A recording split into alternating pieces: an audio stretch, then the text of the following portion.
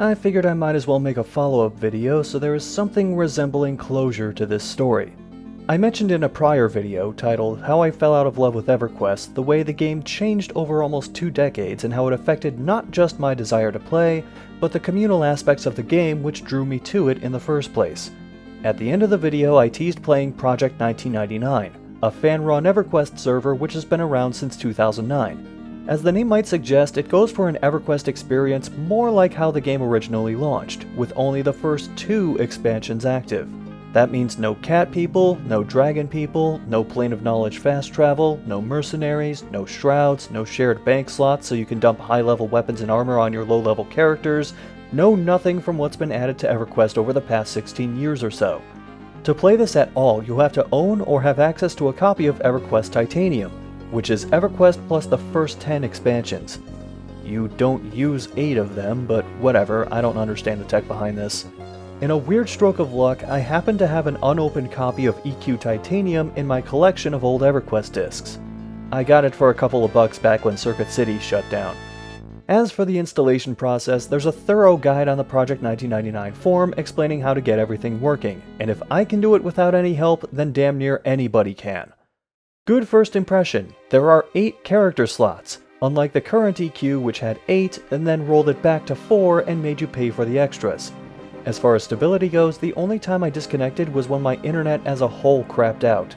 Zones load quickly and everything seems to perform pretty well when there's not a massive train of enemies chasing someone to the zone line. The first hour I spent on Project 1999's PvE server was quite different from what I see in current EverQuest.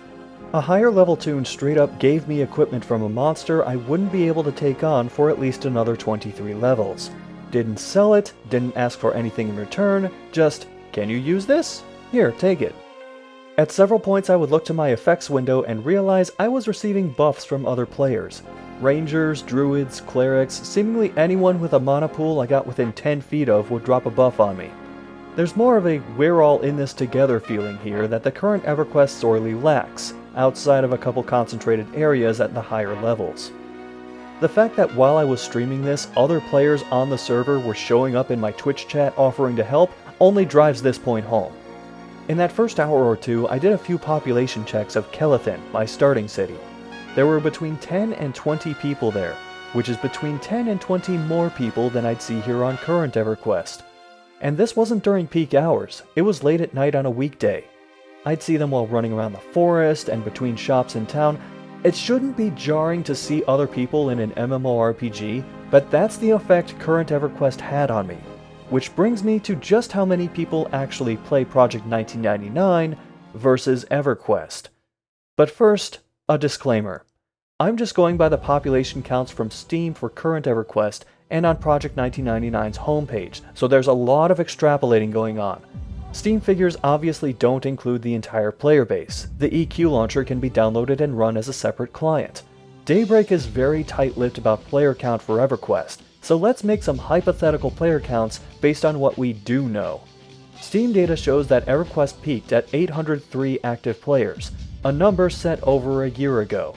The peak player count each month for the past year fluctuates between about 370 and 600 players. Now let's say the Steam figures represent half of the game's player base, with the others using stuff like the separate EQ launcher. That would mean the game peaked at a little over 1,600 players, and these days has a peak population between about 750 and 1,200 players each month. Compare this to Project 1999. While I don't have official figures, the server status box shows the zone population for the PvE and PvP servers. This number tends to fluctuate between a little under 600 and 1,300 people throughout the week, about 35 to 75 of which play the PvP server, comparable to what the current EverQuest theoretically pulls overall. Now let's take a step back. What if EverQuest has more people playing with the download launcher, or anything else, than on Steam? They likely have way more players than a fan-run EverQuest server, so what if, say, 2/3 of its user base plays that way? EverQuest was around for years before Steam was a thing, so that's not out of the question. That would mean EverQuest actually has between about 1,110 and 1,800 people on it at any given time. Well, here's the problem. Project 1999 has a total of 2 servers. one for PvE, and one for PvP. The current EverQuest population, whatever number it might actually be, is spread across 22 public servers, 5 progression servers, 1 PvP server, and 16 PvE servers. Even if we go with the larger theoretical population figure of 1,800 people, having them spread out across 22 servers means there are an average of 82 people in each server, which likely isn't the case given how many servers sit at low population virtually 24/7. No really, here's me checking the server populations on a late Sunday afternoon. Half of the servers sit at low population and only 2 of them hit the high mark. As you might expect, it's much worse away from peak hours, with only 4 servers above low status on a weekday afternoon. That's pretty bad considering EverQuest has already shut down or merged several servers due to dwindling player counts. What about those zones at medium and high population? Well, even for those zones, there's a catch. Agnar, Finnegal, Lockjaw, Ragefire, and Fippy Darkpaw are all progression servers which roll back the expansions and usually unlock them every 2 to 3 months. The zone with the highest population, Kwarnov, is the newest progression server. It doesn't seem to be much of a coincidence that the progression servers with the lower populations are the ones with the most expansions unlocked. Did I mention you have to pay at least $10 a month for an all-access pass to play on these servers at all? They're like the EverQuest equivalent of Jack, aging 4 times as fast as a normal game. At that same time, Project 1999 had close to 1,200 people on their 2 servers. Away from peak hours, it had just over 700 people. On 1 server.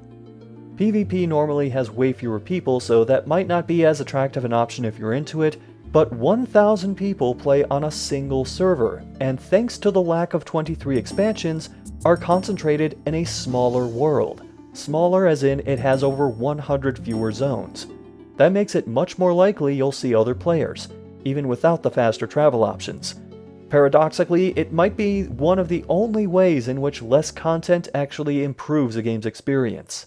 EverQuest, a massively multiplayer online role-playing game with an emphasis on massively multiplayer, isn't so fun when you can run through half a dozen zones and not see a single player. Even making 1 or 2 of these a hot zone, which gives more experience and some slightly better loot drops, isn't enough to entice people into these areas which otherwise have nothing to offer them in terms of raids, trade skill item drops, skill practice spots, quest NPCs, money farming options, etc. At least when epic weapon quests were introduced, they gave you a reason to return to a bunch of old locations or starting cities and interact with various NPCs.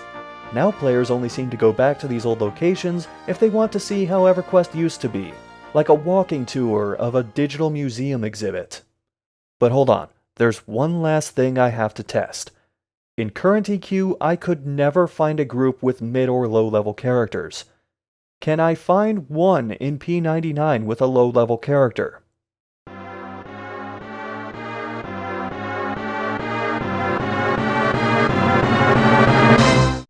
Well then,